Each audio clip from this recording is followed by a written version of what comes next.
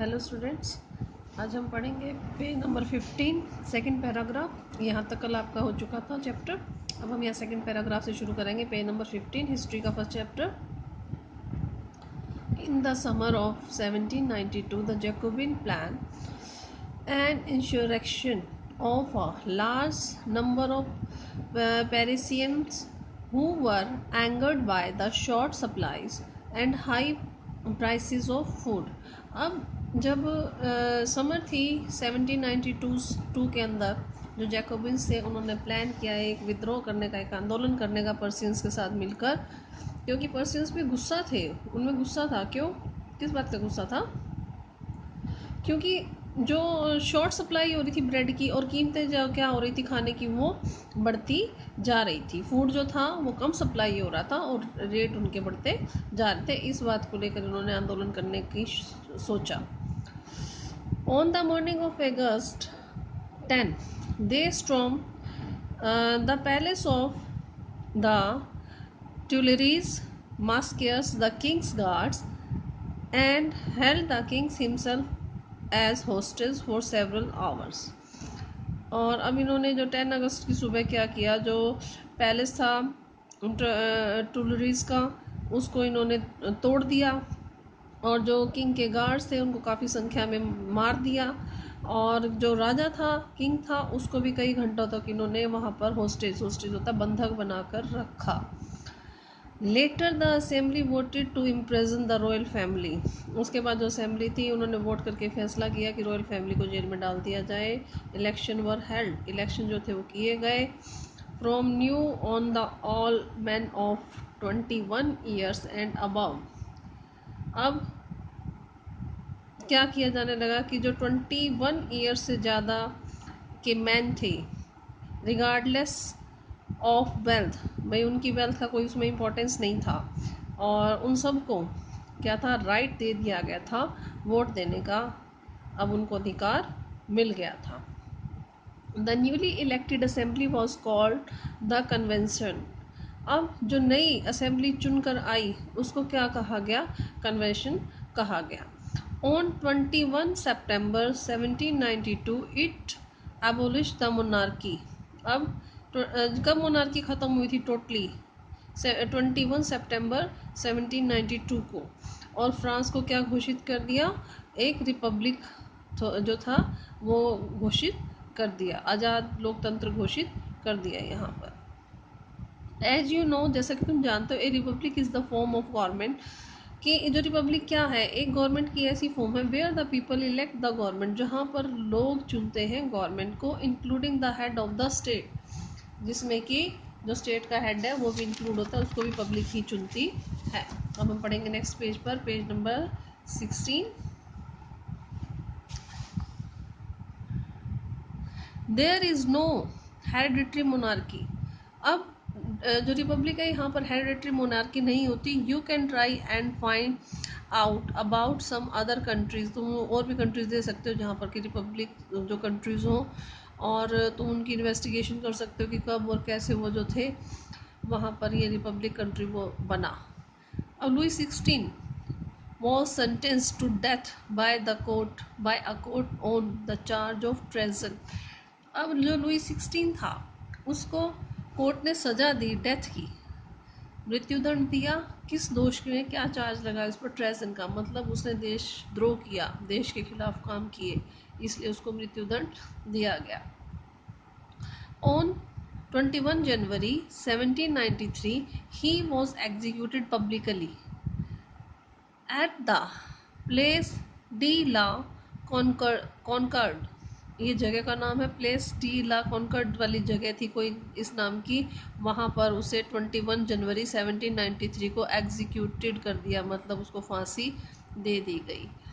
The queen Marie Antoinette met with the same fate shortly after. और इसके कुछ समय बाद जो रानी थी मैरी एंटोनी, उसको भी सेम यही जो थी सज़ा वो दी गई थोड़े समय के बाद। अब इसके बाद है 3.1 द रीज़न ऑफ टेरर। अब रीज़न ऑफ टेरर मतलब भय का जो शासन चलने लग पड़ा, उसके बाद कैसे चला, क्या हुआ, वो सब यहाँ पर बताया गया है।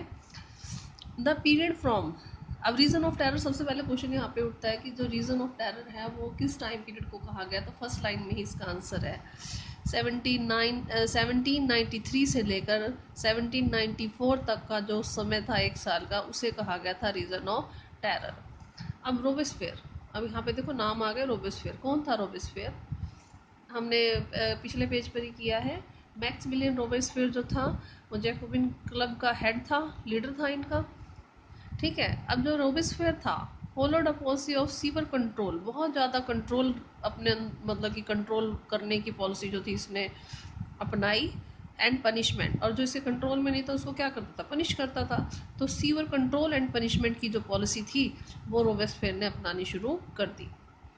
All those whom he saw as being enemies, जिसको भी उसको ऐसा लगता था ना कि हमारे दुश्मन है हमारे रिपब्लिक के, चाहे वो एक्स नोबल से, चाहे क्लर्जी थे, या से चाहे बेशक उसकी अपनी पॉलिटिकल पार्टी के सदस्य थे, even member of his own party, उसकी अपनी पार्टी के हों या किसी दूसरी पॉलिटिकल पार्टी के हों, who did not agree with his method, जो भी उसके मेथड से खुश नहीं था, भाई ये गलत कर रहा है, जो भी ऑब्जेक्शन करता था, वर अरेस्टेड, उसको अरेस्ट कर लिया जाता था, इम्प्रिजन, जेल में डाल दिया जाता था, and then tried by a revolutionary tribunal, और उसके बाद उस पर क्या था, एक मुकदमा चलाया जाता था। If the court found them guilty, अगर कोर्ट को लगता था कि वो दोषी है, दे वर गिल्टिन्ड।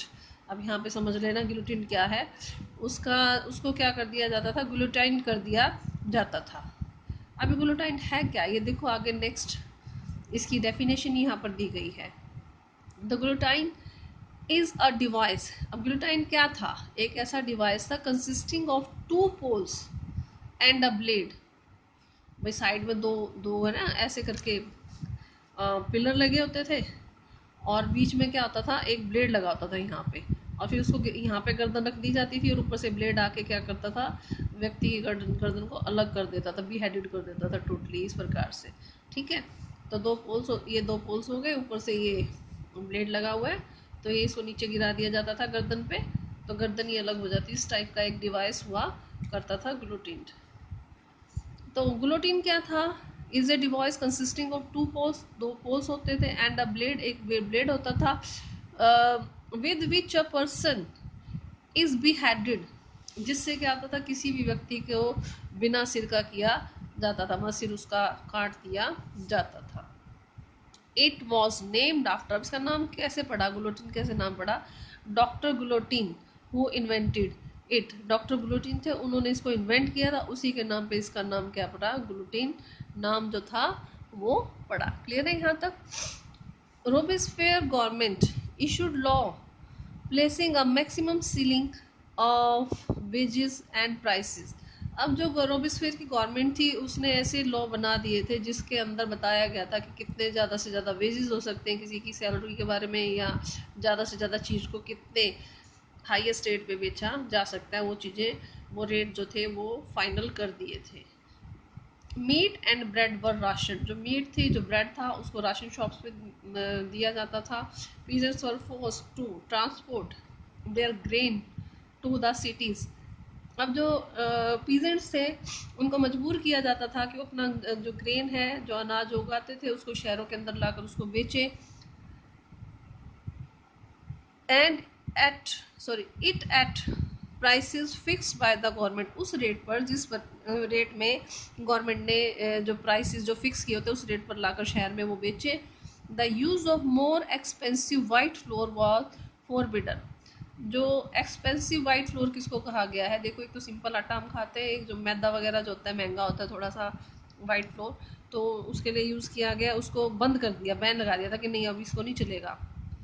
All citizens were required to eat the plain, delight, equality bread, मतलब इक्वल एक ही टाइप की, एक ही प्रकार की ब्रेड बनाई जाती थी, अलग अलग क्वालिटी नहीं मिलती, वही सबको खानी होती थी।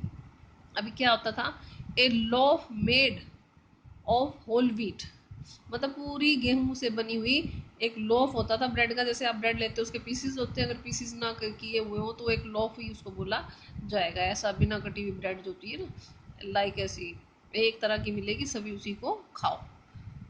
Equality was also sought to be practised through forms of speech and address.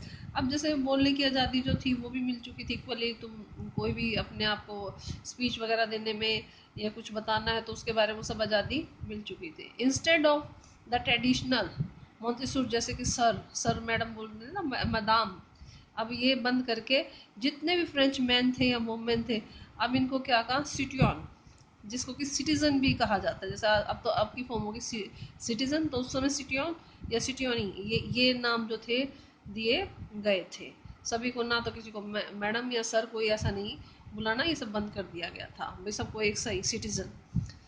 Churches were shut down, जो चर्चेज थे वो बंद कर दिए गए, and their buildings converted into barracks और ऑफिसेज, और उनकी जो बिल्डिंग्स थी उनको किस में कन्वर्ट कर दिया गया था, बैरक्स में या फिर ऑफिसेज में। Robespierre pursued his policies so relentlessly that even his supporters began to demand moderation। मतलब जो रोबेस्पियर ने जो भी ये पॉलिसीज बनाई थी उनको बहुत ही ज़्यादा सख्ती के साथ जो था इम्प्लीमेंट किया, इतनी सख्ती से इम्प्लीमेंट किया कि उसके जो सपोर्टर्स थे या उसकी पार्टी के लोग थे या जो उसको सपोर्ट करते थे, उन्होंने ही अब मॉडरेशन की, मतलब चेंज, बदलाव की जो थी डिमांड करनी शुरू कर दी थी। Finally he was convicted by a court in July 1794। Court में उसके खिलाफ केस चला 1794 में, अरेस्टेड, उसको अरेस्ट कर लिया गया, and on the next day, और अगले ही दिन, सेंट टू द ग्लूटाइन, उसको भेज दिया गया ग्लूटाइन के अंदर, जो कि हम यहाँ इसके अंदर यहाँ पढ़ चुके हैं। ठीक है, तो ये आज इतना ही करेंगे, पेज नंबर 16 ख़त्म हो चुका है। ठीक है, यहाँ तक किसी कोई प्रॉब्लम हो तो मुझसे डिस्कस कर लेना। Thank you.